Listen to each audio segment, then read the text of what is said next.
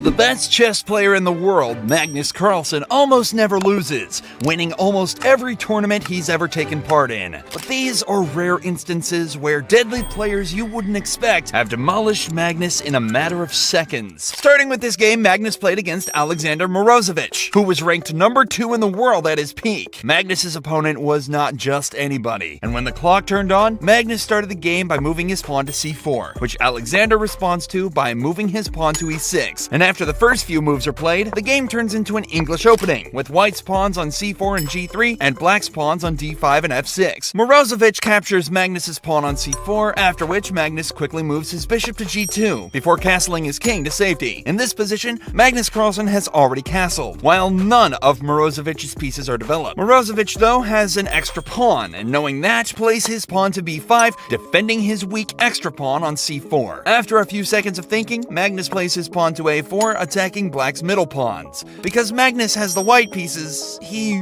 really needs to win this game. And after Morozovich moves his bishop to the diagonal, a set of pawns are traded off, after which Magnus also puts his bishop on the diagonal. Interestingly enough, Morozovich seems to have a slight advantage here, and Magnus doesn't seem to be content with his position. But this would soon change, as over the next few moves, Magnus starts creating a bit of an attack on Morozovich's king, trading his rook for a knight, before trading down pawns, revealing a triple attack on Alexander's pawn on f7. Alexander immediately defends this though with his queen, which after a few moments of thinking from Magnus, plays the move knight g4. Magnus is pairing an extremely dangerous attack, and Morozovich must defend this perfectly if he wants to win. After Morozovich moves his bishop, Magnus plays knight f6, forcing a trade of all the pieces. And while Magnus wants to bring his queen in to infiltrate Morozovich's position, it is too late. Morozovich already has too much extra material, and only needs trade pieces off to win the game.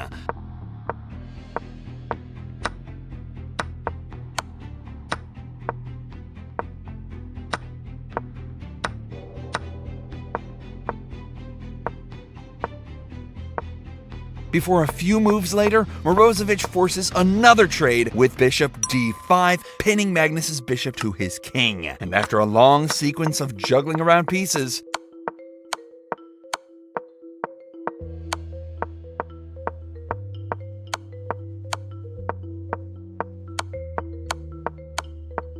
Morozovich hides his king in a corner while threatening checkmate from taking the pawn on h4. Magnus here has no option but to resign.